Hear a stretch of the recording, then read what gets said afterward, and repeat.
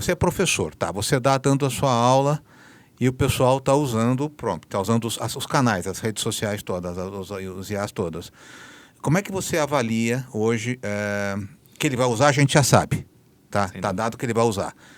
Como é que você consegue avaliar se ele, eu vi até a sua frase outro dia, se ele entendeu ou se ele aprendeu aquele conceito na tua avaliação?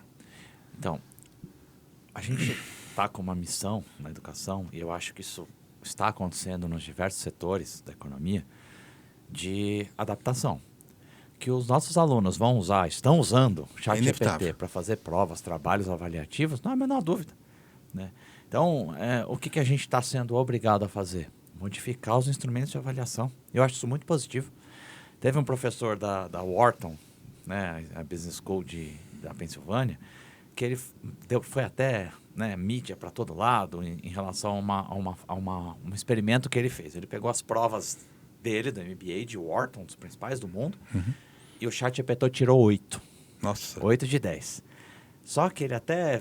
O pessoal falou, nossa, o ChatGPT é genial, é um oráculo. Ele ficou tão chateado que ele fez um podcast parecido com o nosso, que ele se mostrou tão triste com isso, porque ele falou assim, gente, o objetivo não era esse. É claro que o ChatGPT não é oráculo nenhum. Eu fiz isso, mas como uma autoflagelação, porque na verdade é a minha prova que está muito ruim.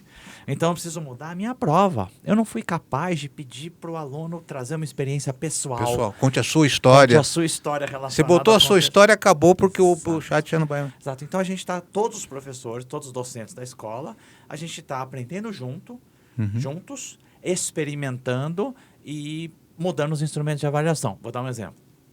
Muitos professores estão fazendo assim, pede os trabalhos e fala assim, eu quero uma versão que uma IA generativa como o ChatGPT responda, quero a sua resposta e quero uma comparação das duas.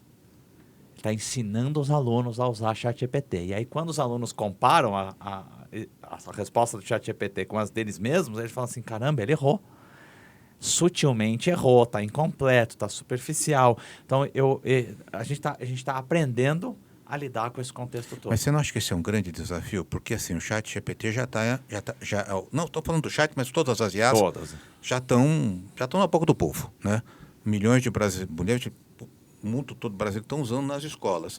Os professores das escolas públicas e assim por estão preparados para isso? Qual é esse desafio? Tá? Porque senão você vai estar formando pessoas que não vão ter essa visão, né? Depende muito do professor de orientar, né? Sim.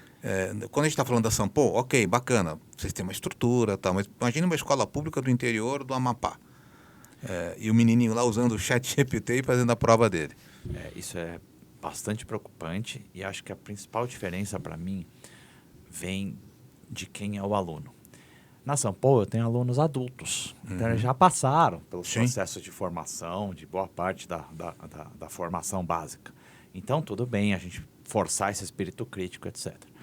Me preocupa muito a educação infantil. E aí tanto faz, escola pública, privada. Que é a base de tudo. É a base. Se você chegar para um ChatGPT da vida e pedir uma resenha crítica de Dom Casmurro, ele faz uma resenha crítica que não tem como não dar nota 10.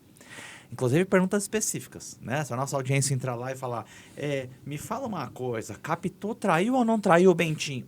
Ele vai responder de um jeito tão maravilhoso, ele vai falar, não, há evidências que sim, há evidências que não, olhos oblíquos, ele vai, essa é a grande essência do Machado de Assis, você fala, nossa, não tem como não dar 10. Então, uma criança não ler o Dom Casmurro e fazer um prompt desse, me preocupa demais. Eu não sou um especialista em educação infantil, mas eu estava numa conferência... Você tem filho? Tenho filho, 3. 3, né? Então, por isso me interessa. Aí eu estava numa conferência da Teachers College de Colômbia recentemente, e acho que a coisa mais sóbria que eu ouvi veio de uma professora que falou assim, olha, é muito precoce ainda a minha análise, mas calculadoras, a gente estava até falando antes da gravação, né? As calculadoras são capazes de resolver todos os problemas matemáticos do Fundamental 1, 2 e do ensino médio. Se for a científica, resolve todas. Nós convencionamos no mundo inteiro que é proibido o uso de calculadora. Tem que formar o cérebro, tem que entender a tabuada sim, né? Tem que memorizar, porque isso te dá a capacidade de raciocínio. Ela falou, talvez nós cheguemos à conclusão de que em certa fase da infância vai ter que ler o Dom Casmurro sim. odiá-lo para depois amá-lo, angustiar, reclamar, sofrer, porque isso é construção de repertório. Então, mas ela mesma falou, nossa, mas isso é muito precoce, eu ainda não tenho certeza do que eu estou falando, é muito nova essa tecnologia. Mas sim, eu acho que a formação base infantil é uma preocupação. E eu vou só dar um exemplo de quanto mais a gente entende de IA, mais a gente se preocupa com a formação básica. Vou dar um exemplo da China. A China hoje é primeiro ou segundo lugar no uso de IA no planeta. Ela passou os Estados Unidos em várias modalidades de IA. É que a gente não escuta muito sobre ela aqui. Né? Na China, o que aconteceu nas últimas décadas, como eles entenderam muito bem o que é IA, eles aumentaram as cargas de matemática no ensino básico. No ensino básico. No ensino tá? Em alguns estados, comparado com alguns estados norte-americanos, você já chega a ser 30% a 50% maior a carga do que um norte-americano bem formado. E eles aumentaram a carga de linguagem nas suas mais variadas formas. Então, assim, é por isso que esse entendimento do que é IA leva a gente a pensar que a formação tem que ser... o básico continua básico. Né? Aí eu vejo as competências do futuro do Fórum Econômico Mundial. Capacidade crítica, capacidade analítica. Eu olho para essas duas competências, que são as duas, número 1 e 2, competências do futuro. Eu falo, nossa, essas duas competências são do futuro, mas elas nunca foram tão do passado. Né? Sim, porque como é que você constrói capacidade crítica e analítica? É lendo, é aprendendo matemática, é aprendendo o básico. Então, eu acho que essa consciência a gente ainda precisa desenvolver um pouco mais como nação. Como você falou, é muito recente, mas tem que estar na agenda de qualquer estado quando estiver pensando em formação do... A gente discute muito educação, a gente está mudando um pouco o assunto, né? Sim. Mas depois eu vou voltar para IA. Mas isso tem que estar na agenda do estado, quer dizer, como é que daqui...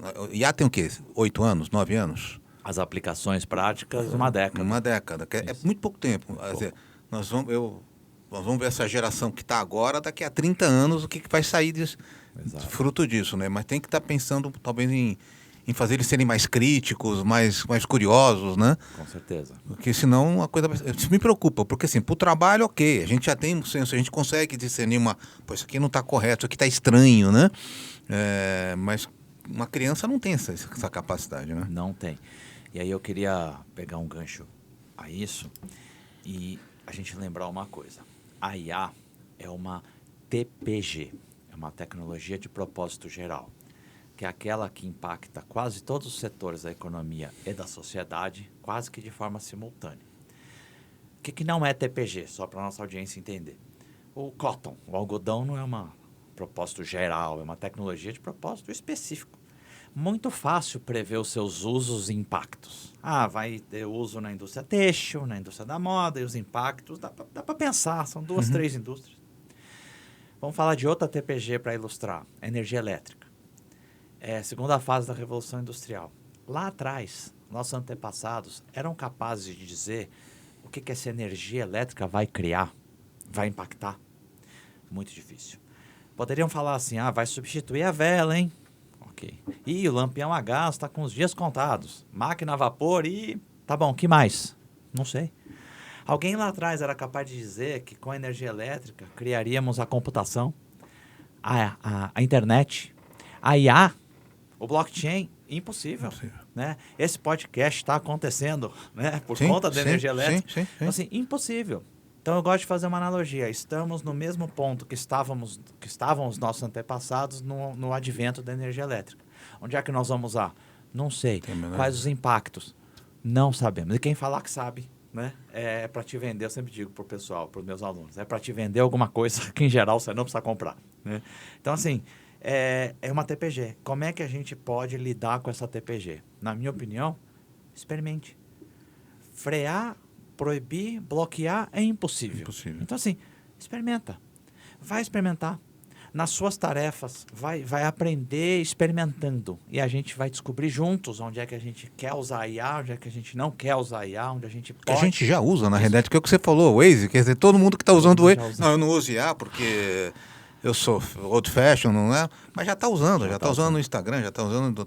Já faz parte da nossa vida, né? Exato. Então, isso é uma coisa interessante. Agora, você tem uma análise interessante, que é a questão do aprendizado e do entendimento, né?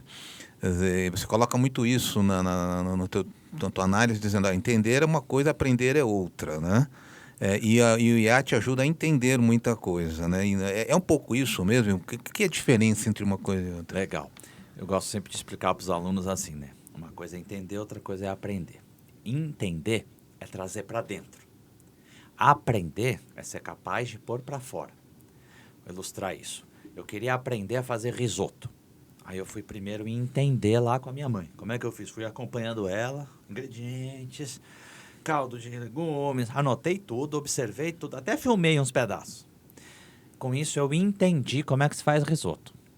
Mas eu não aprendi a fazer risoto ainda, porque eu não sei fazer risoto. Depois de entender, o que eu vou ter que fazer? Praticar. Quem tem mais habilidade culinária, na segunda ou terceira vez, já aprende. E eu, que não tenho nenhuma, vou precisar de umas 20 para aprender a fazer o risoto. Sai mais ou menos ainda, né? Ainda sai ruim. Então, uma coisa é entender, outra coisa é aprender. E como é que a gente transforma entendimento em aprendizagem? Com alguns verbos. Estudando, praticando, refletindo, repensando, treinando, né? Então, assim, nessa lógica, o que a IA nos ajuda? A entender muita coisa. Ela pode me ajudar muito a entender, né? Então, eu posso entender uma série de coisas, assim como eu entendo num livro, eu entendo coisas num podcast. Por exemplo, quem está ouvindo, assistindo o nosso podcast agora, pode estar entendendo muita coisa. Espero que esteja. Sim. Né? Só que só vai virar aprendizagem se houver, no mínimo, uma reflexão dessa pessoa, um estudo dessa pessoa em relação a tudo que nós falamos aqui. Então, a IA me ajuda a entender muita coisa. Só que a aprendizagem vai depender de eu pegar esse entendimento e estudar, praticar, treinar, aplicar. E aí eu transformo em aprendizagem. Eu posso usar o ChatGPT, só para dar um outro exemplo, para entender sobre valuation. Como se avalia um negócio. Posso entender muita coisa ali. Mas eu aprendi a fazer valuation? Não, porque eu não sei fazer ainda. Eu só vou aprender de fato quando eu for tentar fazer. E esse tentar fazer pode ser tentar fazer de verdade, na prática, ou pode ser fazendo um estudo de caso acadêmico, tanto faz. Né? O nosso cérebro não entende a diferença entre um e outro. Então, sim, a IA pode me ajudar a entender muita coisa, mas dificilmente vai me ajudar a aprender alguma coisa. A aprendizagem é uma ferramenta para o aprendizagem, talvez. É uma ferramenta. Você não vai aprender só usando IA. Não tem como. Não tem como. Vai requerer, no mínimo, um treino seu, uma reflexão sua. E por que eu falo tanto reflexão? Eu gosto de pegar o exemplo do Michael Phelps. Para sair de coisas cognitivas e para um negócio físico. O maior vencedor de olímpico. Cara, maravilhoso no esporte e tal. Chegaram para ele em determinada entrevista, no auge dele, falaram assim: Phelps, quantas horas por dia você treina? Ele falou um número insano, ele falou 16 horas. Aí o jornalista falou assim: como 16 horas? Não são umas 4, 5, 6? Ele falou: sim, na piscina e na musculação é por aí. As outras 10 eu treino aqui. Ele falou: eu aprendi muito cedo com o meu treinador a mentalizar cada salto, cada parte do meu corpo se movimentando. E ele falou: eu aprendi muito cedo que o nosso cérebro é bem burro. Ele não entende a diferença entre eu pensar que estou na piscina e estar de fato na piscina. Isso é o refletir, isso é o treinar, isso é o transformar entendimento em aprendizagem.